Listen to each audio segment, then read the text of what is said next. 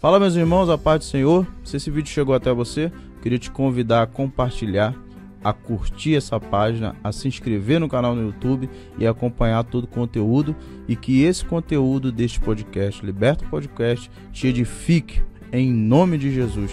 Deus te abençoe.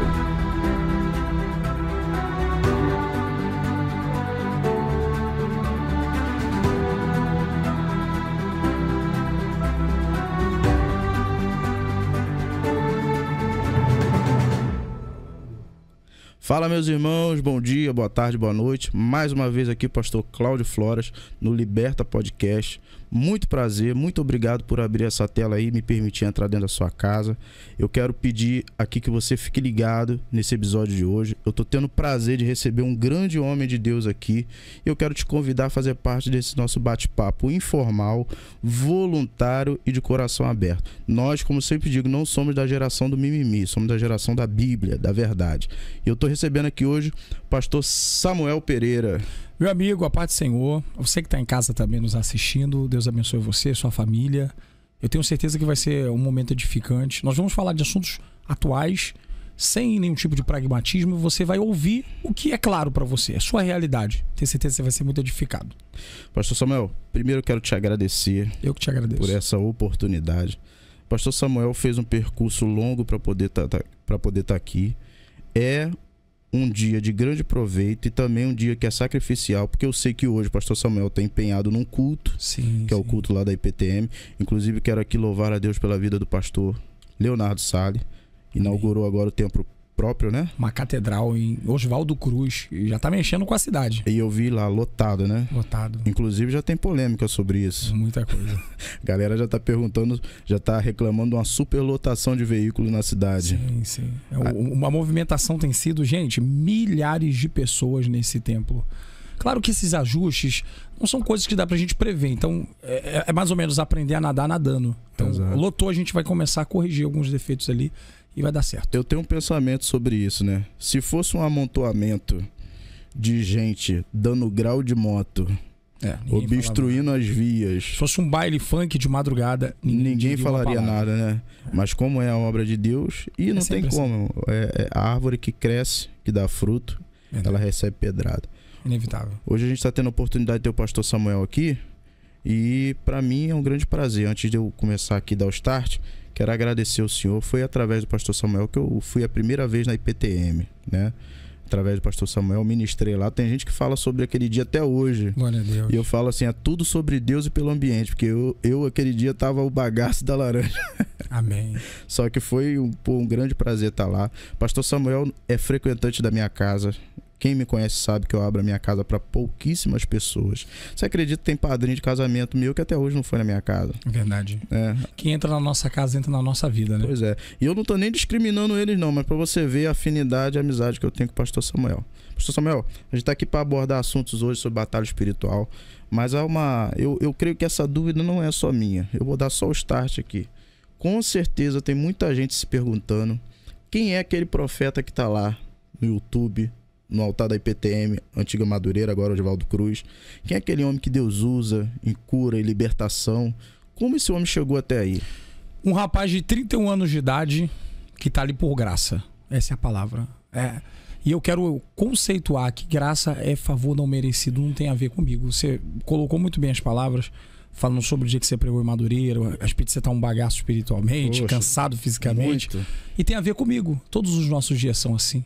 E isso é onde se manifesta a graça.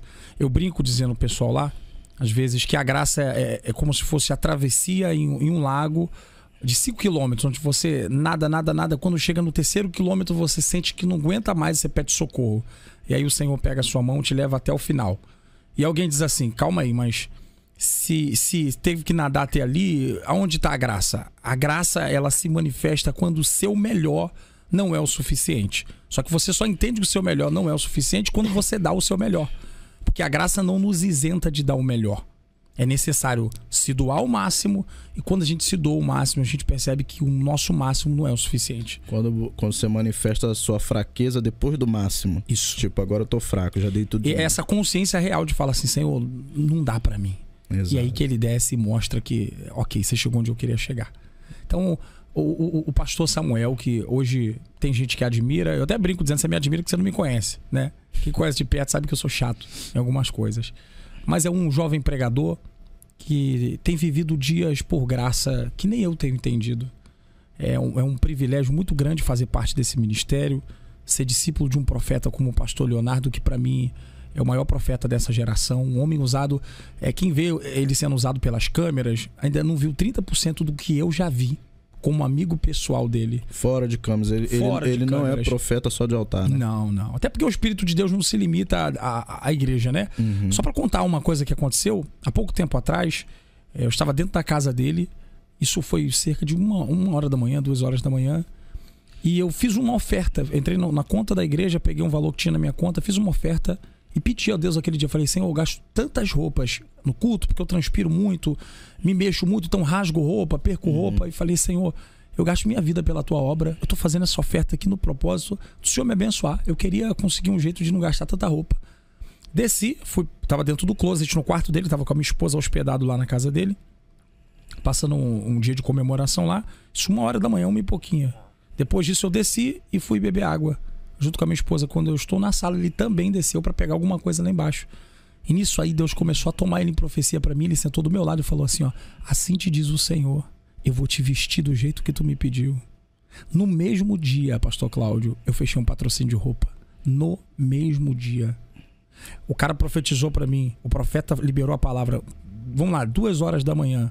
No mesmo dia eu saí, fui numa loja e nesse mesmo dia eu fechei um patrocínio de roupa. Eu acho isso aí interessante, né? Porque tem gente que fala assim, eu profetizo, mas não gosto de profetizar para parente, para amigo.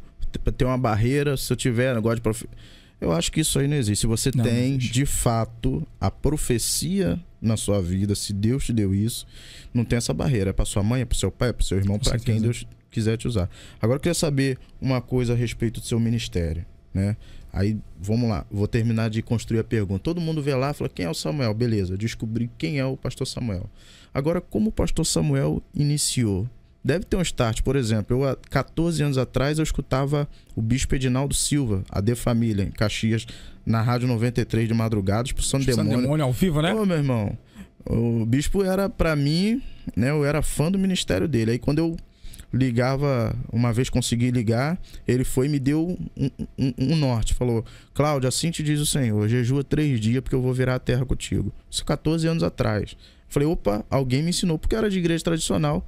O que eu via e que eu queria, eu não via no contexto que eu vivia, só via do lado de fora e eu precisava do norte. Como foi o pastor Samuel iniciando também essa trajetória? Bom, eu sou neto de pastores, pastor Isabel, pastor Jorge César. Meu avô era um pastor bem conhecido da Baixada Fluminense, por ser um mestre. Meu avô é um homem terrível de Bíblia. A gente brincava de falar o versículo e ele dava referência. Era uma coisa fenomenal. Ele copiou a Bíblia manuscrito várias vezes. Passou a vida toda lendo. Eu tive esse privilégio de ter um avô dessa profundidade espiritual. Meus pais são pastores, só que eu também vim de uma igreja tradicional. Apesar de ter vindo do movimento pentecostal, eu acho que a nossa geração não pegou o finalzinho do que foi bom. Do genuíno movimento. Do genuíno. Né? A gente pegou o finalzinho já. A chama se apagando. E eu vim de uma igreja que essa igreja foi o mesmo ministério onde congregou o falecido pastor Gastão Martins. Sim. Esse homem marcou gerações, foi muito usado por Deus. E a história que os meus pais, não tem muitos relatos assim de lembrar muita coisa de Gastão, mas os meus pais cresceram me contando a história dele. Meu pai me falava as histórias de libertação, muito usado, os milagres que aconteciam. Eu lembro também. E eu não me esqueço que eu morava em Mesquita, em Juscelino. Eu ia para o Monte Oreb em Mesquita e eu ficava dizendo assim, Senhor, o Senhor usou o Gastão, dá oportunidade para eu ser usado também, Senhor. O Senhor levantou o seu filho numa unção poderosa, dá essa graça do Senhor me levantar também como instrumento. E começou essa inspiração na pessoa do Gastão Martins, mesmo sabendo que o final dele foi uma morte até mesmo cruel, mas a gente não está olhando as falhas do homem, a gente está olhando o que Deus fez através do servo. E as histórias do Gastão me inspiraram demais. Tanto que hoje eu tenho trabalhado em prol de um livro da história dele e tudo mais. E eu tenho na minha família também pastores como meu pai. Meu pai é um homem extremamente usado por Deus em libertação e revelação. Meu pai é um camarada que eu me lembro que eu tocando violão na congregação que a gente pastoreava, meu pai pastoreava na época, a congregação tinha poucas pessoas. Meu pai dizia assim, tem uma mulher aqui que vai acontecer isso, isso, isso. Hoje eu repito isso às vezes no culto imitando meu pai. Ele tem uma mulher que vai acontecer isso, que essa mulher tem um nódulo do lado direito, debaixo do seio, e quando essa mulher se revelar, o nódulo vai sumir. Aí a mulher levantava a mão, aparecia e sumiu o nódulo. Era um negócio extraordinário. É mais que uma referência, tipo um legado também, né? Sim, sim. E eu cresci nesse ambiente vendo isso, mas eu confesso que foi criado dentro do meu coração um problema muito grande. Durante a minha adolescência, eu passei a buscar muito a Deus. Eu me lembro que uma época eu tinha mania de ler a Bíblia 40 capítulos por dia. De 6 da manhã eu ficava estudando aquilo até meia-noite, quando de folga na escola e tudo mais. Eu não entendia muita coisa da Bíblia, né? Eu não entendo hoje ainda, que dirá na época. Então muitas dificuldades buscando e tudo mais. Aconteceu uma situação que mexeu muito comigo. Eu me lembro de um congresso de busca pelo Espírito Santo que os meus primos foram buscar. Meus primos foram batizados com o Espírito Santo, e até uma certa idade eu nunca tinha sentido a presença de Deus. Na verdade, eu não sabia descrever a presença, porque ele já tinha passado por mim muitas vezes. Eu já tinha vivido manifestações assim ao meu entorno, mas eu não conseguia entender essas manifestações, e aquele bloqueio fazia parecer que para mim seria impossível. E eu buscava. Minha mãe dizia: Samuel, continua buscando, uma hora Deus vai honrar você. E me lembro que isso demorou muito para acontecer, e foi por fé. Hoje eu tenho gratidão a Deus por não ter me permitido viver essas experiências logo, que eu aprendi a viver por fé. Eu aprendi a crer sem sentir. Eu aprendi a crer que existe sem ter visto. Eu aprendi muitas coisas que hoje funcionam na prática. Por exemplo, eu não preciso que uma voz fale para mim para arrancar um caroço de uma pessoa. Existe a voz de Deus me mandando, e existe a palavra da fé, sabe? Eu acho interessante esse princípio aí. Eu também, poxa, cara, eu não tô me comparando, mas foi uma das coisas que eu comecei a botar na minha cabeça também, que o texto que eu lia na Bíblia, aquilo ali aconteceu. Perfeito. Porque quando você sentava no meio tradicional para ver a galera falando, pelo menos na minha época, do lugar que eu era, né? Por exemplo, se falava do paralítico e no final as pessoas indicavam a paralisia espiritual, emocional, eu não sei o quê. Mas se de fato tivesse um paralítico no culto, ele voltava paralítico. E esse era um dos meus confrontos da alma. Por quê? Eu me lembro de eu conversando com os meus pais a respeito disso. Eu dizia: mãe, o Deus que abre o mar não existe mais, não? E antes que os tradicionais comecem a pontuar, né? Eu não tô falando mal, mas, por exemplo, Hebreus 11, quando fala a respeito de fé, a parte B do versículo fala o seguinte: é necessário que aquele que crê em Deus, aliás, que busca Deus, creia que ele existe. Creia que ele existe e que é recompensador dos que o buscam. Então, às vezes, a gente tá lendo, meu irmão, o texto e já tá levando aquilo ali como uma história, como uma teoria. Perfeito, perfeito. E aí não tem como. E isso acaba formando uma engrenagem que começa a existir, vive no automático, igual passar a marcha do carro, a gente depois que pega a prática, a gente nem olha mais, que o culto se transforma um ambiente apenas de uma boa oratória. Onde você se limita a, por exemplo, o que foi bom no culto? Foi bom no culto que o fogo desceu. Mas qual foi o resultado desse fogo que desceu? Exato, mano. Absolutamente nada. E como você falou, nós não estamos criticando os pentecostais, é porque nós somos pentecostais. Mas é uma deficiência que só é sanada a partir do momento que a gente chega à conclusão que isso não está certo. E teologicamente eles falam assim: não, é impossível, se a gente serve a Deus, está na igreja de Deus. Mano, é possível se você está servindo a Deus, trabalhando para Deus, na igreja de Deus, e não conhecer o Deus que você... Leonardo Ravenhill fala isso. Tem um livro dele, Por que Tardo Pleno Avivamento. Acho que todo jovem pregador, se você não leu esse livro, você precisa ler esse livro. Aí eu vou te falar... Pesquisa depois aí no Google. Leonardo Ravenhill, Por que Tardo Pleno Avivamento. É um livreto de mão, pequenininho. E quando eu li esse livro, minha vida mudou. E eu fico perguntando, mano, para quantos patrões na vida você trabalhou, você detestava o cara, mas não saía da empresa? Perfeito. Analogia perfeita.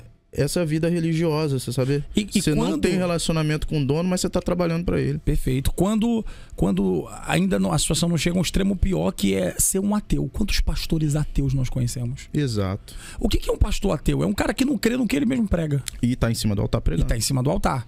E virou uma prática, talvez por uma engrenagem, talvez por um costume. Talvez porque é um ambiente saudável. Não, a igreja é um ambiente bom, porque tem gente que eu conheço, ali uma boa palavra, um bom louvor, volta para casa com a alma tranquila. Isso não é uma igreja. Não é a igreja não se limita a isso. Não é o suficiente. Igual o Geazi, na convivência com Eliseu, traiu Eliseu. Pô, como um cara que vive com um grande profeta, deita água na mão dele, perfeito, convive dentro da tenda, vê ele fazendo grandes feitos, vai trair ele. Judas, por exemplo, né? Ele tá com o profeta, mas ele criou o ateísmo dentro dele a respeito, ao ponto de mentir. Perfeito. Como o cara vai mentir pra um cara que revela tudo? Ó, e o problema, pastor Cláudio, que geralmente quem vive numa condição dessa, justifica essa circunstância espiritual por dizer, não, a igreja que eu sou é fria. Eu vim de uma família. Não tem nada a ver. Entendi. Judas teve o melhor pastor e teve mau caráter. Não tem absolutamente nada a ver com isso. Tem a ver com a sua conduta espiritual, a sua decisão de fé.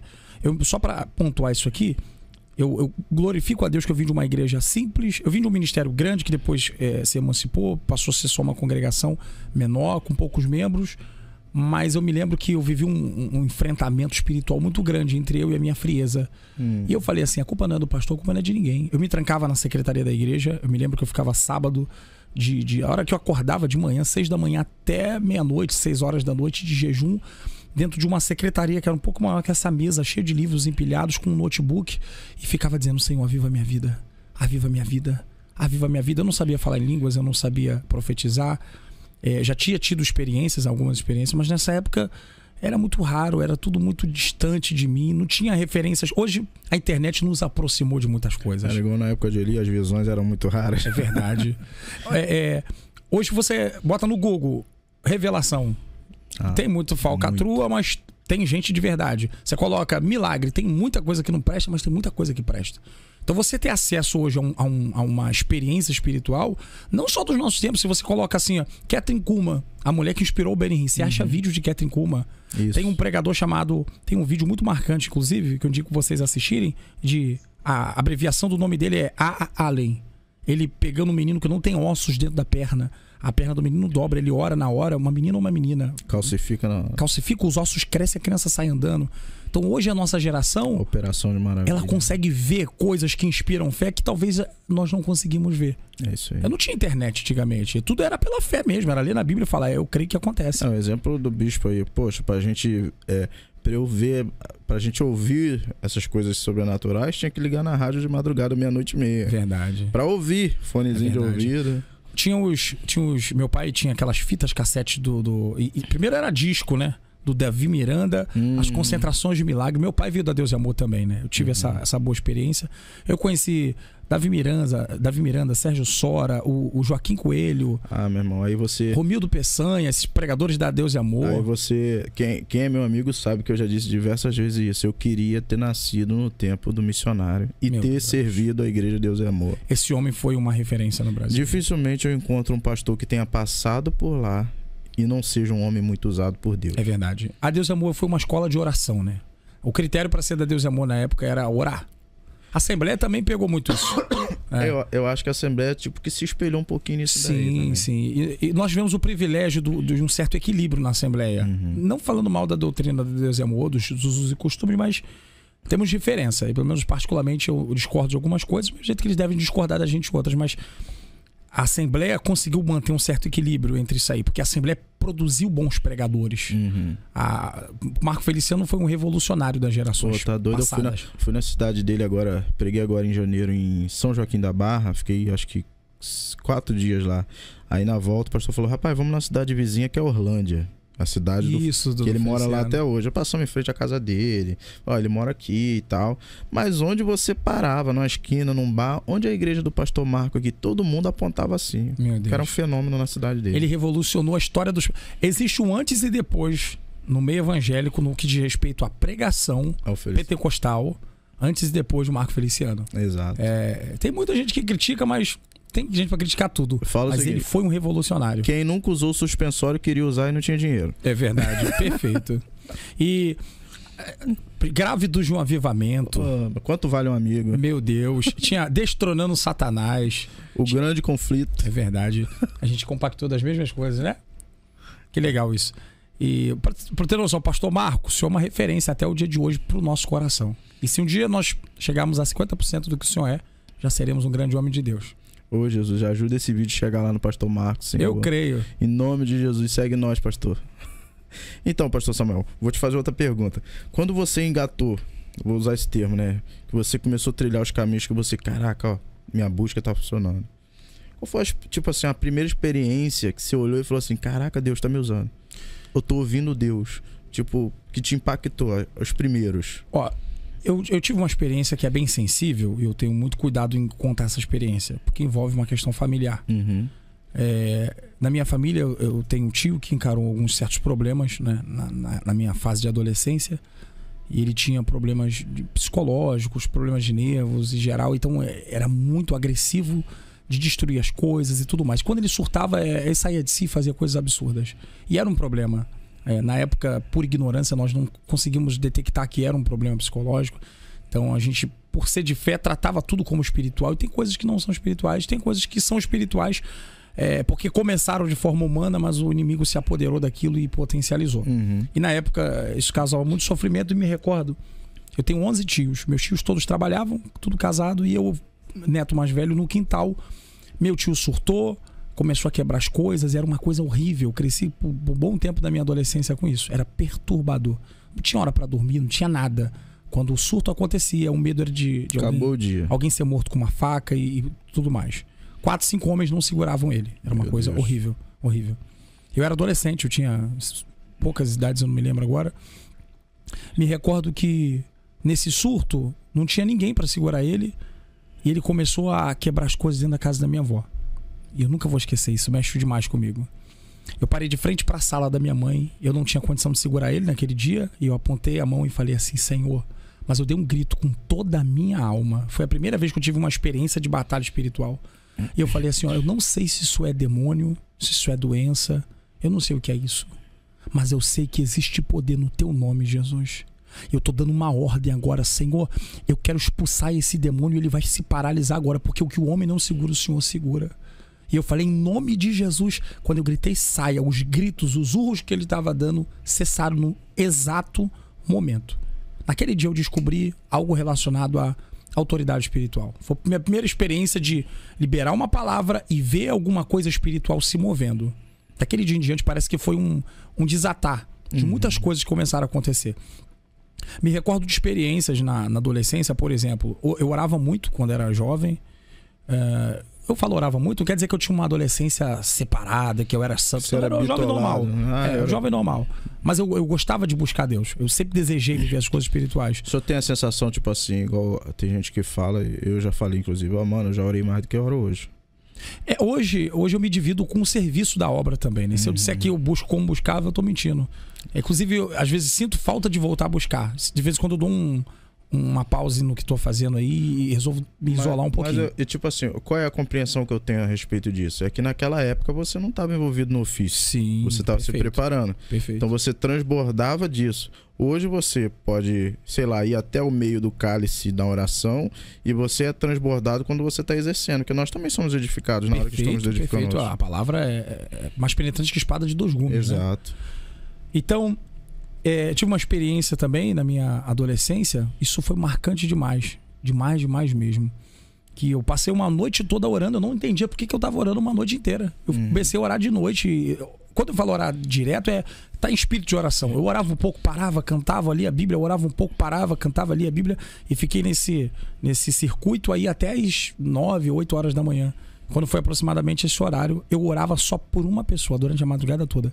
Meu avô, pai do meu pai, chamado Agenor. Eu só orava por ele. Meu pai falava: Samuel, vai dormir. Quando chegou de manhã, chegou a notícia: seu avô Agenor faleceu. Meu avô não tinha nada. Deus. Faleceu de uma hora para outra. Acho que era aproximadamente 8h30, 9 horas da manhã. Tipo, o Espírito te colocou em batalha? Pra orar pela vida dele. E o incrível é que o meu avô sentiu que ia falecer. Antes de falecer, ele sentou no sofá, virou pra minha avó e disse assim: Ruth, eu quero morrer primeiro que você. Quando ele acabou de falar isso, ele inclinou a cabeça e morreu. Meu Deus. Uma coisa incrível. E paralelo a isso tá o Samuel orando. E eu não entendia porque tava orando. Eu me lembro de algumas vezes que aconteceu isso, não me lembro de todas, mas uma que eu fui ao mercado. Quando cheguei no mercado, eu olhei para um homem e senti vontade de dizer que Deus tinha uma obra na vida dele, que ia mexer na família. Eu também preciso abrir um parêntese para você que nos assiste agora e que tem desejo de ser usado por Deus. Eu sei que você admira o que Deus faz através da vida do pastor Cláudio. Sei que você admira o que Deus faz através da vida do pastor Leonardo e de profetas que você às vezes se espelha. Mas as coisas não começaram desse jeito. É um erro muito grande pensar assim: eu vou tentar porque eu creio naquela unção, a unção que você respeita, a unção que você atrai. Vou começar revelando o nome aqui. E a pessoa pensa que começa nisso. E ela bota a mão cheia de autoridade para liberar uma palavra, e quando não acontece, ela pensa: Deus não tem comigo. E na verdade não é assim. Ninguém começou assim. Entende? Eu me lembro que no mercado eu falava pro camarada, eu sinto que Deus tem uma coisa pra fazer na sua família. Inclusive, eu posso dar uma dica pra você que quer ser usado por Deus aqui. A dica é, seja humilde nas palavras. Exemplo, pastor Cláudio, se eu sou criança, se eu voltasse à minha adolescência hoje, e eu desejasse ter uma experiência com Deus, eu seguiria essa instrução. Se Deus fala comigo assim, tô dando um exemplo, que ele tá visitando sua esposa, dá um exemplo aqui. Sua esposa não, vamos lá. Então, daqui a pouco o pessoal recorta essa parte e fala, pastor Cláudio tá com problema no casamento. Não é nada disso. Exemplo, eu vou revelar pra uma pessoa o Bruninho. Bruninho tá com problema no casamento com a esposa dele, tá tendo briga direto. Se Deus me fala que tá tendo briga, que vai restaurar o casamento que vai acontecer, ao invés de você chegar e falar assim, ó, Deus vai restaurar teu casamento, vai acontecer isso, seja humilde nas palavras. Você quer começar? Comece assim, meu irmão. Tá tendo algum problema no casamento do senhor? Ele tá. Por que você tá perguntando isso? Porque eu senti o Senhor me conduzindo a orar pelo seu casamento. Olha aí. E que pontuação perfeita. Você acertou a revelação sem colocar os pés pelas mãos e ao mesmo tempo você desenvolveu, porque você ganhou confiança para fazer de novo. Exato. E de tanto praticar, quando você menos vê, você vai estar numa autoridade muito grande liberando a palavra do Senhor fazendo cumprir. Então, mas aí nesse começo aí que eu acho que já se separa aqueles que estão queimando pelo chamado e pelo ministério e aqueles que querem aparecer. Por exemplo, se você quiser iniciar uma caminhada chegando no teu ponto, tipo, mano, eu quero aquilo ali, aquele altar, eu quero ser usado assim, eu quero que meus vídeos bombem assim. Pô, não é assim. Lá no primórdio, lá quando queimou dentro do meu coração, acredito que tenha sido assim com você também. A paixão não era só por ser usado, não. Primeiro era por ser cheio, ter um relacionamento. Amor por Deus. Exatamente. E aí que tu vê Paulo tendo sucesso onde vai, porque Paulo não pediu um dom. Era usado em todos, mas porque era cheio. E o Espírito, onde ele chegava, satisfazia a necessidade daquele estado geográfico no dom que queria, porque Paulo era cheio. Perfeito. Então, tipo assim, às vezes a pessoa, caraca, eu queria ir, quero agenda, quero não sei o que, meu irmão, né? Senão... Ó, eu fiz um propósito com Deus. Esse propósito que eu faço questão de falar. Na minha adolescência eu fiz um propósito e eu passei alguns dias orando e jejuando, dizendo somente essas palavras: Senhor, me ensina a te amar. Olha aí. Ó, pastor Cláudio, eu posso afirmar uma coisa aqui, ó. Eu amo profetizar, eu amo expulsar demônios, eu amo curar os enfermos, mas eu amo a Deus mais do que tudo. Pô. Eu amo tanto a Deus que antes de viver tudo isso, eu já amava Ele do jeito que amo hoje. Eu, na verdade, amava menos, que agora eu amo mais. E outra, se ele te pedir, Samuel, então me dá seu ministério. Volta pro quarto. Se é pra ficar com a presença dele, amém. Você tá entendendo, mano? E quando você quando você tem o seu Isaac pedido, e aí que chega a hora de você abrir mão ou não, é que onde se revela onde é que tá o teu coração, pô. Perfeito. Onde é que tá teu coração? E, ó, gente, eu preciso pontuar uma coisa pra vocês aqui também. Pastor Cláudio, ele vai entender o que eu tô dizendo. Isso aqui, as câmeras, o telefone celular, é uma bênção pra transmitir o evangelho e tudo mais. Mas a geração de hoje, ela tá confusa acerca da palavra ministério. As pessoas confundem números na internet com ministério. Exato. Números não representam... Vou dar um exemplo simples. Não vou citar nomes aqui. Vou dar um exemplo do meu pastor. Meu pastor é um profeta que eu tenho como uma referência monstruosa. Edir Macedo, o bispo Edir Macedo, pastor da Universal, ele tem, se não me falha a memória, 1.400.000 seguidores entre esses dias lá no Instagram. 1.400.000 seguidores. A Universal é uma das maiores igrejas do Brasil, do mundo, né? Espalhadas pelo mundo. A IPTM, ela já está com um tamanho considerável, significativo. Mas como o nosso pastor sempre diz, é um bebê gigante. Uhum. O pastor Leonardo tem mais seguidores na internet que o bispo Edir Macedo. Quer dizer que o ministério do pastor Leonardo é maior? Não. Quer dizer que a igreja IPTM é maior que a Universal? Não. Então, assim, a nossa geração, ela se move por números e estatísticas de internet. E nem tudo que está na internet, eu não estou falando do meu pastor, o meu pastor é uma referência no mundo. No mundo, eu estou falando em relação à história, no sentido de extensão do ministério, a quantidade de congregações, não tem como comparar. O pessoal avalia você ser bem sucedido pelos seus resultados. Eu conheço um pastor, cara, lá na esquina lá de um bairro chamado Xangri-Lá, que ninguém conhece, a não ser quem mora lá. Lá em Manilha, Itaboraí. Você fala Xangri-Lá, ainda tem alguém que... Onde é que é? Ali em Manilha? Pô, tem uma igrejinha ali de um pastor, a igreja bem pequena, igreja de esquina, que o cara é extremamente usado por Deus. Meu Deus. Esse cara não tem Instagram. Perfeito. Esse cara não tem Facebook. Perfeito. O culto dele não tem lugar pra botar carro. Aí tu fala pra mim, pô, então se ele segue só a família, ou só a família segue ele, o cara é mal sucedido no ministério? Não. O cara tem um ministério dele.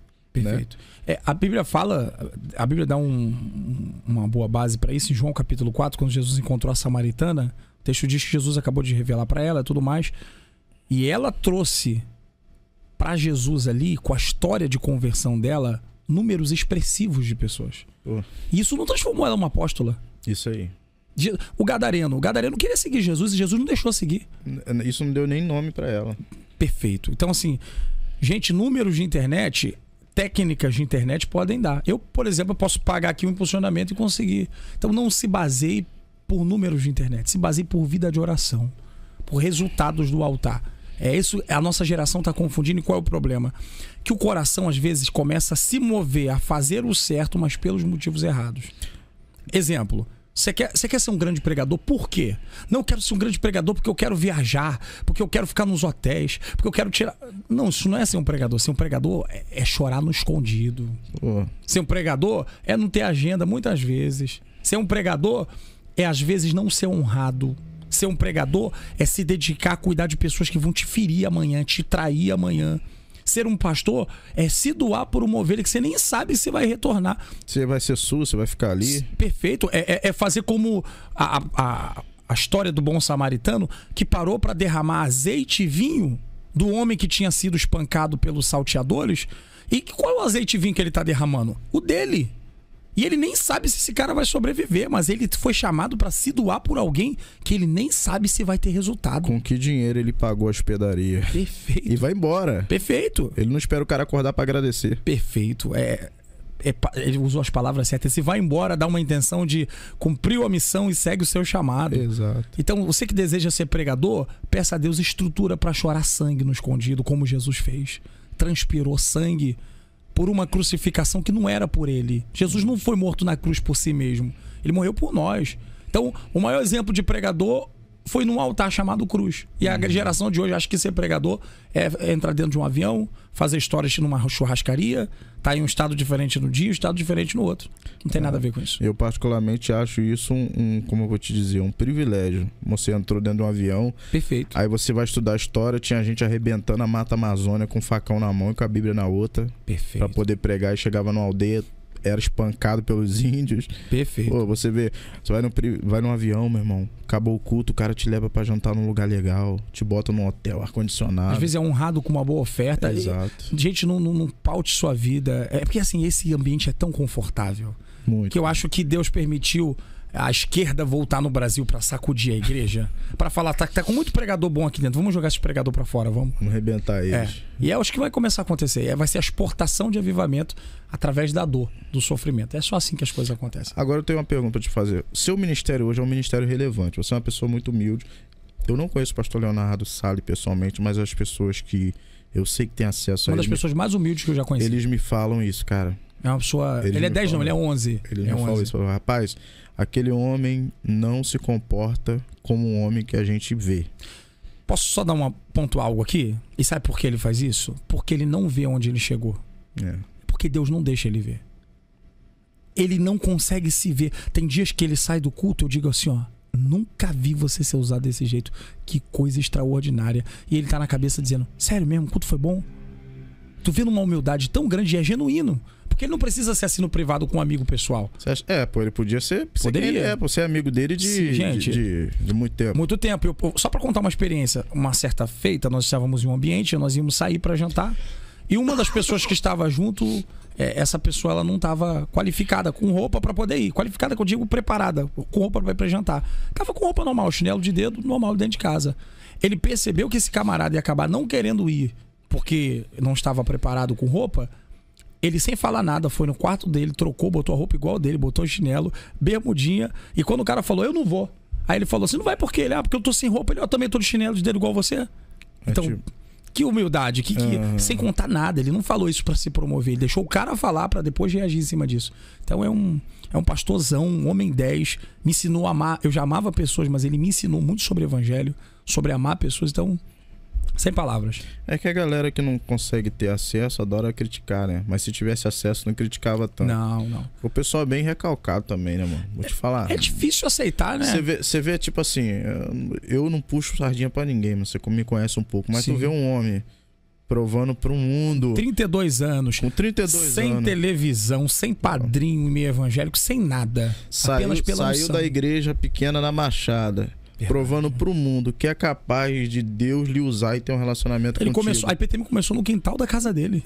Pra família. Aí esse cara vai provar pra um monte de sistema que todo mundo reclama. Aqui tem um sistema. Aí vai pra outro lugar, outro sistema. Todo lugar tem um sistema.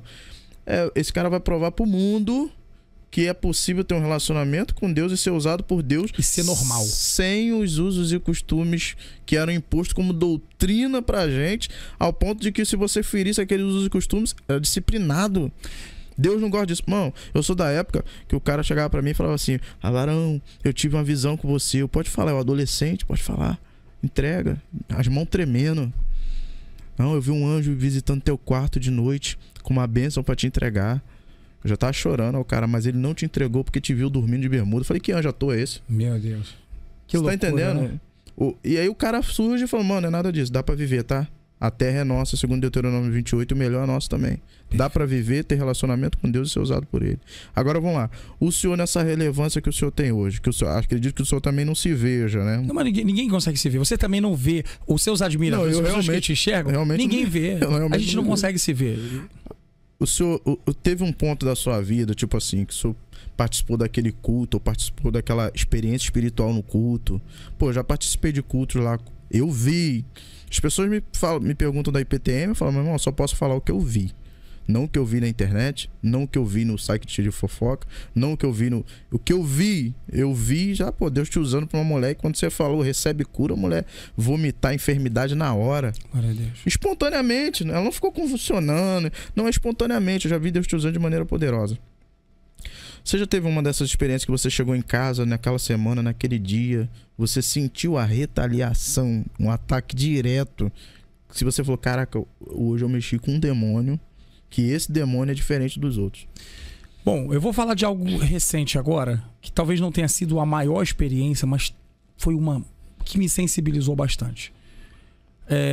Primeira coisa que eu queria pontuar aqui, não para o pastor Cláudio, que ele é um homem conhecedor da palavra, mas para você que está nos assistindo, a respeito de uma coisa. As pessoas que começam a se envolver na obra de Deus, eles esperam que quando chega em casa depois de um culto, ele vai ver um demônio com um facão, vai ouvir alguma coisa acontecendo. É possível que isso aconteça? É possível, a gente já teve experiências assim. Mas o principal ataque e o modus operandi do diabo não é isso. Ele se infiltra no seu casamento, se houver brecha. Ele se infiltra na sua vida financeira. Ele se infiltra nos seus relacionamentos. E sem você ver, ele vai destruindo tudo ao seu redor. Por isso que a vida de vigilância não está ligado a só uma roupa, está ligado à vigilância no aspecto geral, de ver tudo. Então, assim, eu já percebi que depois de alguns certos fatos que ocorreram no ministério, houve sim um ataque em algumas determinadas áreas que, talvez por imaturidade, porque tudo é novo pra gente, né? Ninguém passou à frente e falou, faz assim, assim, assado. Tudo tá sendo muito novo pra todo mundo. Inclusive o pastor Leonardo, que tem 32 anos de idade. Exato. Pastoreando 19 igrejas no mundo, na Bélgica, Estados Unidos, no Brasil são 17. Eu acredito que ele ainda sai de cultos e, caraca, o que aconteceu? Sim, é novidade pra ele muitas coisas também, né? E aí é o primeiro ponto. Então, a vigilância é uma vigilância geral, no sentido de... Já saí de um culto, por exemplo, que dentro do Uber, no caminho de casa, eu e minha esposa quase começamos a brigar no carro, discutindo. Até a hora que a gente falou, calma, a gente tá brigando por quê? Não tem sentido essa briga. Depois de um culto de libertação, de começar a brigar. Então, assim, ele se infiltra no teu calcanhar de Aquiles. Se você vê que tem uma fragilidade, seu problema é com a sua mãe, você vai brigar com a sua mãe. Então, você tem que estar vigilante naquilo. Segundo ponto interessante. Você falou a respeito da experiência. No último culto agora, no segundo culto de inauguração, que foi na quarta-feira, eu tive uma experiência que me marcou, acho que pra vida. Eu tava profetizando pra uma mulher, esse vídeo tá até no meu Instagram. Foi o último vídeo que eu postei. Falei, tem uma mulher aqui dentro, vai se manifestar e tudo mais. E assim, assado. O diabo quer fazer essa mulher se matar na rua. Essa mulher tentou se jogar da galeria da igreja pra se matar dentro da igreja, eu não sabia. E aí, resumindo, foi liberta. Só que na hora que ela foi liberta, quem assistir esse vídeo depois vai conseguir ver que a manifestação foi um negócio pesadíssimo, pesadíssimo. Os olhos da mulher, quando eu parei de frente pra ela, pastor Cláudio, eu posso afirmar a sensação que eu tinha, que eu estava... Já viu quando você tá num assalto, que você tem aquela sensação de insegurança, tipo, assim, Senhor, não deixa atirar. É uma sensação que você tá a um passo da morte. Exato. Eu tive a mesma sensação na frente dela. A sensação como se eu estivesse de frente, literalmente, pra morte. E foi uma experiência que me marcou, porque a expressão do rosto dela olhando pra mim não sai da minha cabeça. Meu Deus. Um negócio marcante de verdade. Mas ao mesmo tempo existe aquela autoridade que a gente sabe que Deus acaba nos revestindo na hora para aquela determinada circunstância, que se fosse dentro de casa, 3 horas da manhã, a gente saia correndo. Não, exato. É o que eu falo com a galera, meu irmão. O pessoal fala, meu irmão, você tem medo de ver? Eu falei, olha só, ambiente de culto, quando a gente tá lidando com a libertação, é uma coisa. Perfeito. Outra coisa é eu acordar de noite pra beber um copo d'água e tá um demônio em pé. E quem fala que vê e não tem medo, não vê. Tá mentindo. Eu já vi 4h30 da manhã, eu não dormi mais, meu irmão. 4h30 da manhã no meu quarto. Aquela visão que você não consegue reagir. Perfeito. Meu irmão, não dormi mais. Mas você, eu falei, rapaz, o ambiente do culto tá revestido de tu tá com a arma na mão, meu irmão. É verdade, é verdade. É totalmente diferente. E aí tu sentiu esse ataque direto. Foi muito direto. O olhar, a expressão, aquela voz. Mesmo já fazendo isso há um bom tempo, foi uma sensação diferente. Uma sensação de... Parece que aquela mulher estava carregada por algo muito maior do que só um demônio. Parecia que era uma legião tão pesada. E aí me fez pensar numa coisa. Quando Jesus acabou de expulsar o demônio do endemoniado de Gadara, e esses demônios entraram nos porcos, os porcos se precipitaram para se suicidar no precipício, a minha cabeça começou a pensar em algumas coisas que 2.000 porcos não suportaram o que um homem carregava. O que eu senti naquela hora me fez pensar não sobre mim, mas sobre o que aquela mulher estava carregando. Qual era o nível de angústia no coração daquela mulher? Pô, tá doido, mano. Quantas pessoas, às vezes, dentro de casa estão vivendo debaixo de uma angústia tão profunda que a pessoa se levanta e fala assim, hoje eu vou me matar. Pra acabar com a minha dor. Pra acabar com a dor. E ela não sabe que Jesus é o alívio. Até porque uma pessoa que se suicida, ela pensa assim, eu tenho que fazer isso aqui pra acabar com a dor, porque ela pensa que não existe um remédio suficiente para aquilo. Mas o nosso Deus é remédio para isso. E o diabo é tão astuto que cega, né? Porque bota na cabeça da pessoa que aquilo ali é um ponto final. E não é, né? É o início de uma vida eterna. É o início de uma vida eterna. Perfeito. Aí você escolhe com o ambiente. Agora o senhor, com muita humildade, o senhor fez uma coisa aí que é difícil os religiosos fazerem. O senhor assumiu que, saindo de um culto poderoso, já quase discutiu com Daiane. Sim. E se o senhor falar pra mim, discutir, briguei, dormi brigado, não é espanto. Por exemplo, eu fui fazer um culto desse que a gente faz de 3 dias, né? Que a gente lidar com libertação, gosta de fazer esse trabalho. E no primeiro dia que eu tava no culto, durante a tarde, aliás, na tarde, o culto era à noite, eu tive uma discussão muito feia com minha esposa. Mas feia, e eu tinha a conferência à noite. Imaturidade, como o senhor falou, não vigiei. E a discussão foi tão feia que eu falei, meu irmão, você quer saber de uma coisa? Entrei num Uber e fui pro monte. O monte fica pro lado de cá, inclusive. E quando eu voltei do monte, eu voltei aliviado, mas sabe aquele pós-briga? Fica aí que eu fico aqui. Sim. Me arrumei, me ajeitei e fui pro culto. Cheguei lá, cara, muito demônio manifestou. E de todos, tinha um que, sabe quando você olha aqueles 10 demônios, tem um que é o maioral no meio, olhando pra você e dizendo, aqui é minha, a falange é minha. E quando eu me aproximei para fazer a libertação, porque eu evito, por exemplo, produzir aquele conteúdo no culto para interagir quem foi ali para ver. Eu não gosto de quem vai para ver, eu gosto de quem vai para cultuar, participar. Só que não teve como evitar. Quando cheguei perto dele, ele se comportava de maneira diferente dos outros. Ele me encarava nos olhos. A bolinha preta, ela sumia e voltava frequentemente. E ele falou pra mim assim, ó, eu que fui na tua casa hoje à tarde. Olha isso. E aí, como é que tu faz um negócio desse? Pesado, né? Eu que fui na sua casa hoje à tarde. E aí você cai naquela consciência, caraca, foi ele, eu briguei, aí caí no que ele armou pra mim, eu já me desmontei por dentro. Mas aí ele falou assim, mas eu não queria que você viesse aqui hoje. Eu falei, opa, então ele foi, fermentou, aconteceu, mas ele não me impediu de vir. É porque houve um posicionamento da sua parte. As pessoas que são imaturas, elas se paralisam por isso. Uhum. Porque as pessoas pensam que nós caminhamos pela nossa força. O Salmo 27, o salmista diz, o Senhor é a minha luz, a minha salvação, a quem temerei. O Senhor é a força da minha vida.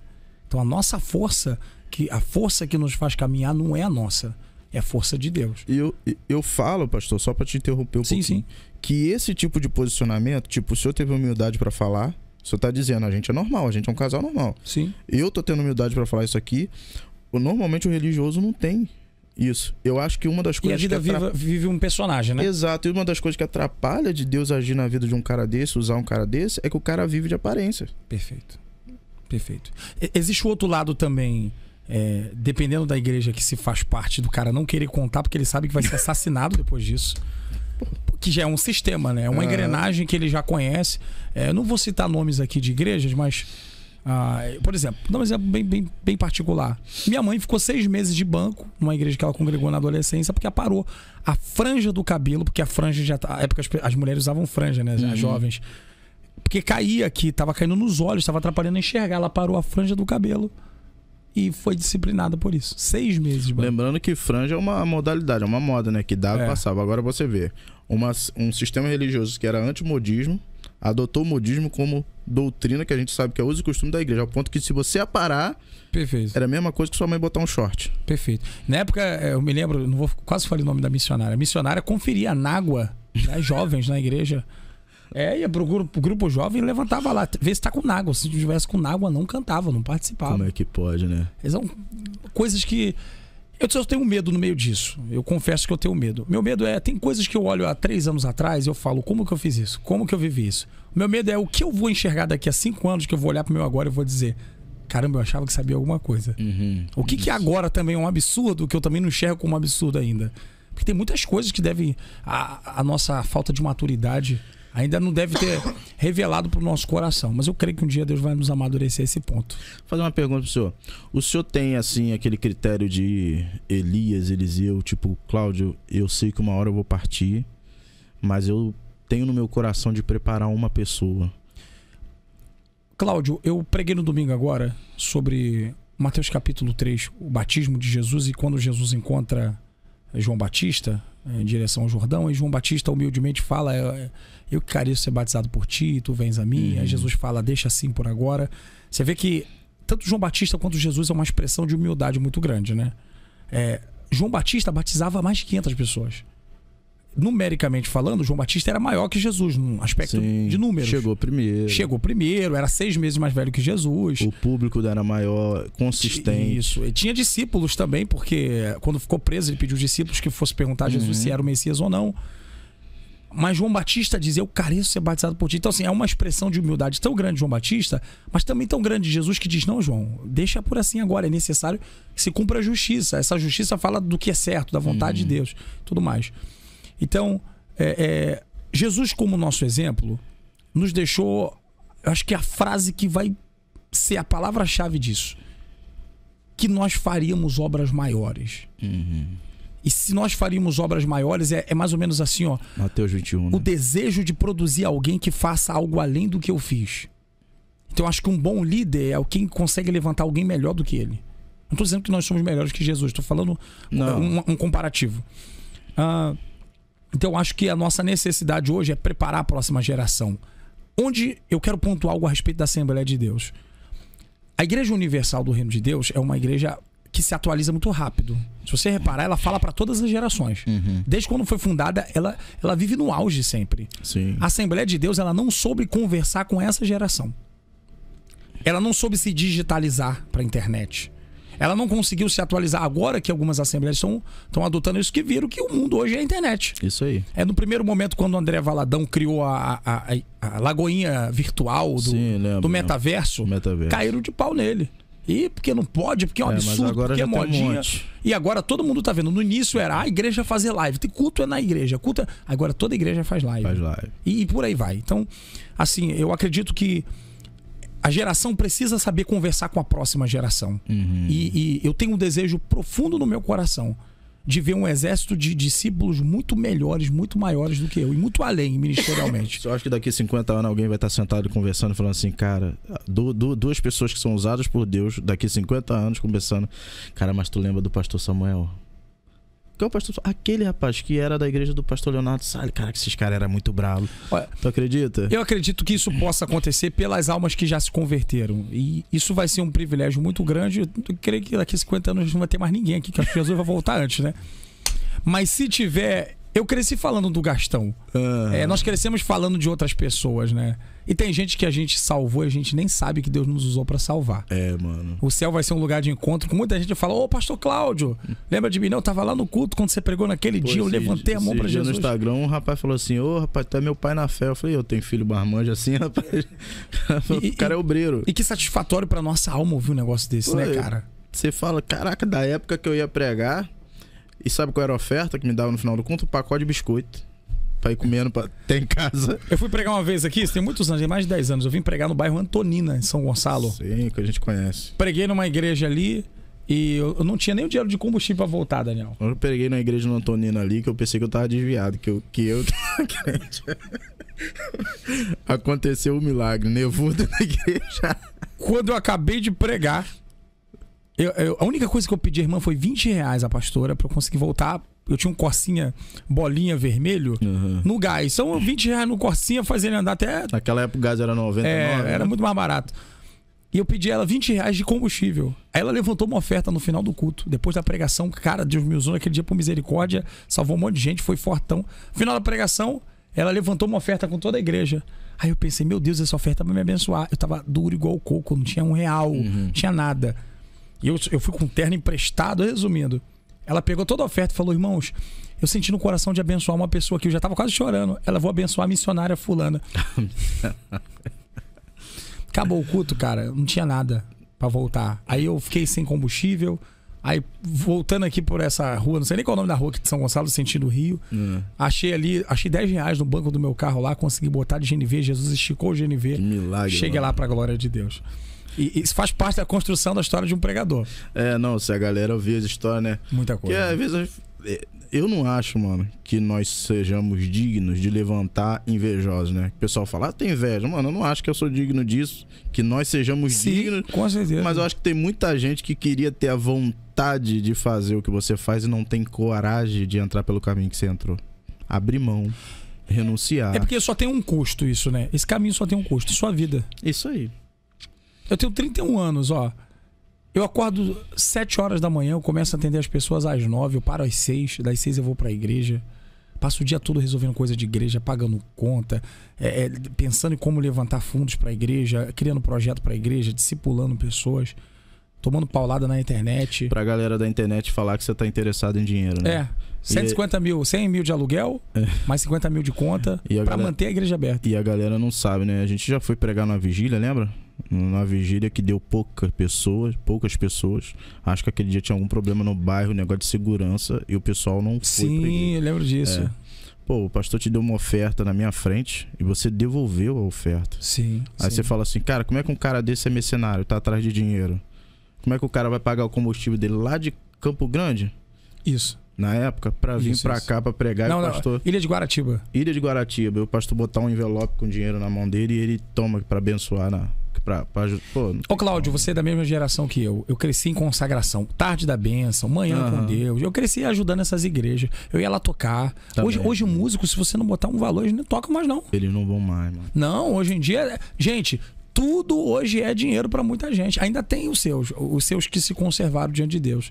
Mas, infelizmente, eu não tô dizendo que o músico não deva receber, deve ser honrado. Porque o músico também é uma profissão. Eu entendo isso. Mas eu também faço parte de uma geração que eu não sabia nem o que significava a palavra oferta. Eu fui saber isso mais velho. É o que eu te falo, mano. Aí você vê a diferença de quem ama, tá pulsando por aquilo ali, e quem quer tirar um proveito. Mano, eu já fui pregar em lugares que eu tenho que pagar minha ida, eu tenho que pagar minha volta. E se eu chegar lá, meu irmão, levantar um envelope e eu cismar, ainda voto pra ajudar a igreja. Aí você fala, por que você tá fazendo isso? Cara, eu amo pregar. Perfeito. Eu amo pregar, eu preciso do dinheiro, mas eu não sou escravo do dinheiro. Houve um pregador do meio evangélico, foi muito relevante. A história dele terminou um pouco mal, mas ele fez um bom trabalho. E esse pregador, ele disse uma vez assim no altar. Ele falou assim, eu quero agradecer ao pastor dessa igreja por essa oportunidade. Ele falou, quando prego eu existo. Então eu quero agradecer pela oportunidade de existir essa noite. Isso. Caramba, cara, aquilo entrou no meu coração. Porque quem tá assistindo ali na plateia não sabe o que é ser um pregador. E, Cláudio, o Leonardo Ravenhill fala nesse livro Porquetá do Pleno Avivamento assim, ó. Eu não sei o que é unção, mas eu sei quando estou ungido. Não sei se você se lembra disso. Quem tá assistindo um pregador gritando, explodindo na unção, não entende o que passa dentro de nós. É um prazer tão profundo na nossa alma que tem horas que eu vou falar uma coisa que vai parecer absurdo. Eu sou o pastor local de uma igreja debaixo da autoridade do pastor presidente, do nosso pastor Leonardo. eu tenho contas a zelar da igreja, no sentido de eu preciso produzir algumas coisas.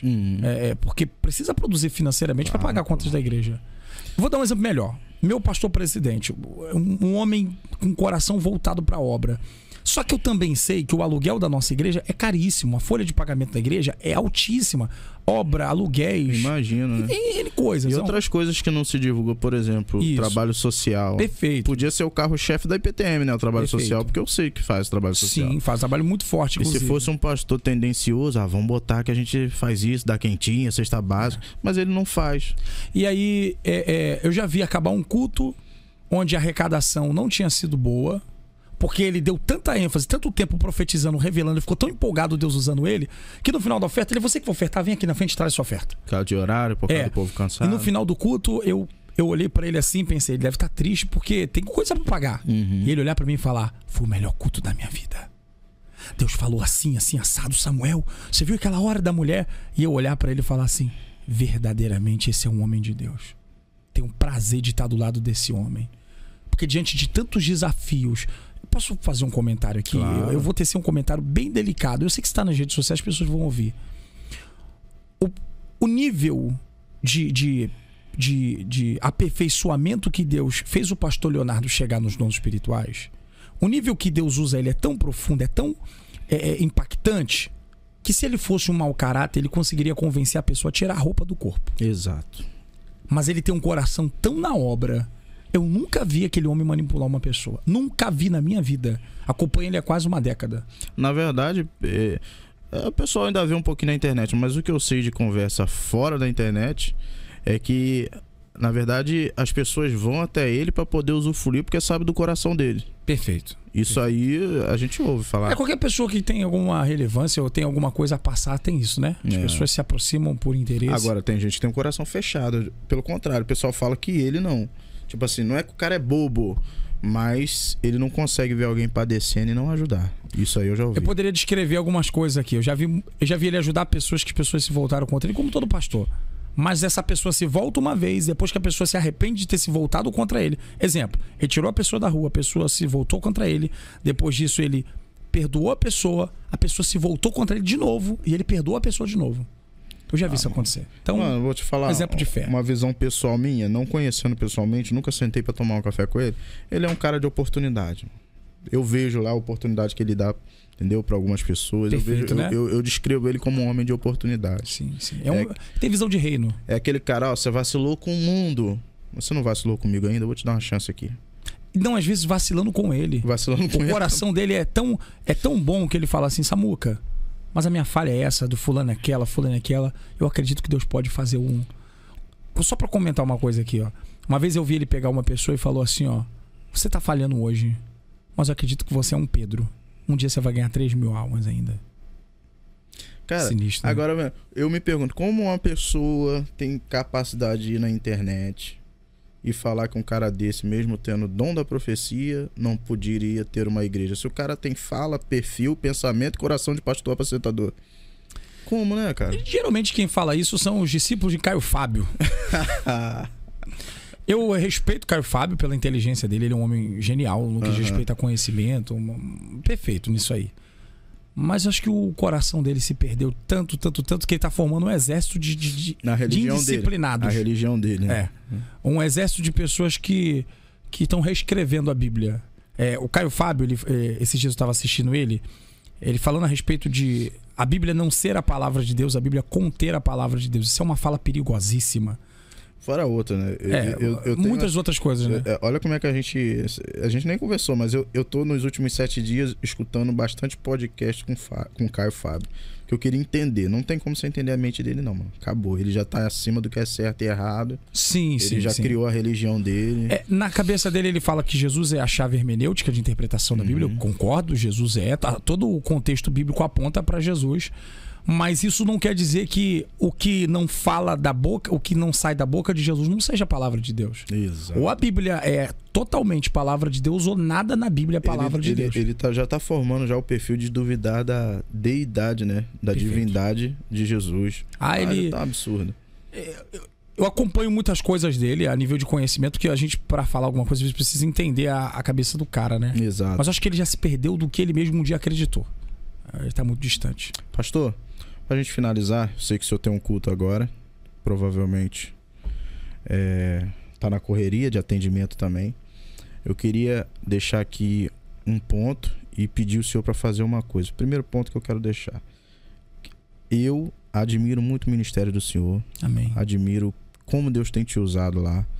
Eu não sou do outro grupo que fica lá, tipo, como eu vou te dizer? Rapidinho, quem fala isso pensa que ele não é usado por Deus, né? Já viu como Deus usa esse homem, né? Mas o que acontece? Eu tenho uma dificuldade. Qual é a dificuldade? Eu não consigo me manifestar como seu amigo se eu depender de ficar todo dia. Caraca, mano, pregou muito. Caraca, mano, foi muito usado. Caraca, mano. Eu não consigo ficar, vamos botar assim, igual o carioca fala, babando o outro. Eu te admiro e ponto. É minha palavra de homem. Eu também sou assim, Minha palavra de homem. Então, se depender, esse é o ponto que eu quero esclarecer. Então, as pessoas me perguntam: pô, tu pregou lá na IPTM? Algumas vezes. Pastor Samuel, conheço. Pastor Samuel. O que tem a falar? Homem de Deus. Tu já viu o Instagram do cara, os vídeos do cara? Você já viu como Deus usa ele? É um homem de Deus.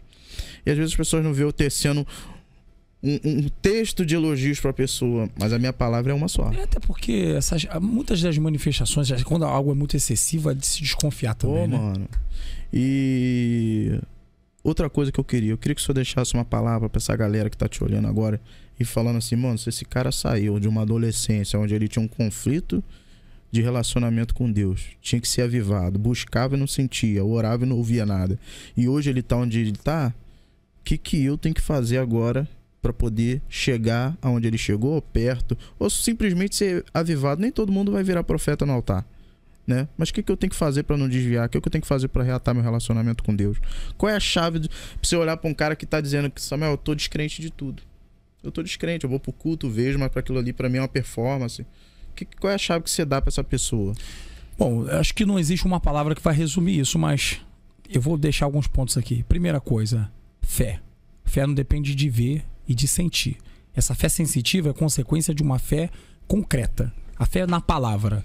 Se você crê na Bíblia como inerrante palavra de Deus e passar a buscar conhecimento pleno nessa palavra, você vai desenvolver essa fé, porque a fé vem do ouvir da palavra. Então, ouvindo a fé da palavra, se desenvolve uma fé tão sólida que você não depende mais de sentir nada. Tem hora que eu estou profetizando e não estou sentindo, mas eu creio na voz que fala e se cumpre. Então é fé. Número 2, constância. Quando você se torna constante, você evita perder tempo com as paralisações que a gente faz, pelos cansaços.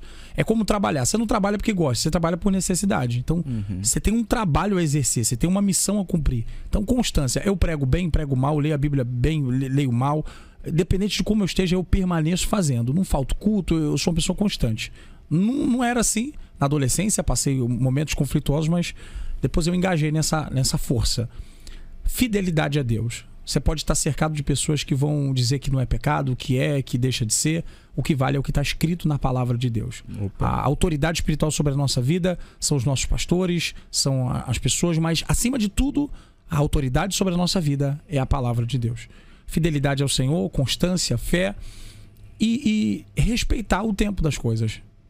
Lembrando que as coisas não começam desse jeito. A Bíblia fala, 1 Samuel capítulo 3, e o jovem Samuel crescia perto da arca, do templo, e antes que a chama se apagasse, ele ouviu a voz de Deus ali, e ele não sabia nem descrever que voz era aquela. Foi até ali... Num dia comum de ofício. Num dia comum de ofício. Mas tem uma coisa a dizer. Eli estava longe, não ouviu. Samuel estava perto. Era menino, mas estava perto. Era menino, mas já conseguiu ouvir alguma coisa. Só não entendia. Por que não entendia? Porque faltava instrução. Quando o menino foi até o ancião passou a instrução para o menino que tinha talento, mas não tinha instrução. Então, se você tem capacidade, mas não tem instrução, você vai permanecer ouvindo sem entender. Mas no dia que você se submeter a um ancião que possa te ensinar, se aproximando da arca, que simboliza a presença, e perto da chama que não se apagou, Deus vai te levantar como um sacerdote, como um juiz, como um profeta. Deus abençoe. Quem tem ouvidos, ouça o que o Espírito diz à igreja. Pastor, Amém. Eu quero te agradecer. Muito obrigado pela sua presença. Esse é um daqueles episódios que a gente não consegue fazer um só. Tem que ter uma parte 2. Perfeito. Conto aí com o seu espaçamento aí na agenda, que é muito apertada. Eu sei quanto sacrificante é para o senhor estar aqui hoje. Mas eu quero te agradecer. Muito obrigado. Minha casa continua te admirando. Minha esposa. Amém. Inclusive, a esposa esses dias comentou: há muito tempo que o pastor Samuel, a esposa não vem aqui em casa, né? Falei, pois é, tem que fazer um café daquele de novo pra eles virem aí. Tamo junto. Tá bom? Deus te abençoe muito. Eu te agradeço, obrigado pela oportunidade. E você que não segue esse canal ainda, você que não segue o canal, o podcast, eu te aconselho, o conteúdo aqui é altamente espiritual. Não são essas bobeiras de internet por aí, que você vai ser edificado. Então, siga, é o sininho das notificações, né? Tem que ativar. Quando você ativa isso aí, qualquer coisa que ele lance no canal, notifica você, você vai ser o primeiro a saber, vai assistir de primeira mão e vai abençoar a vida de muita gente. Como sempre, que esse conteúdo te abençoe muito e o Senhor te guarde. Tchau.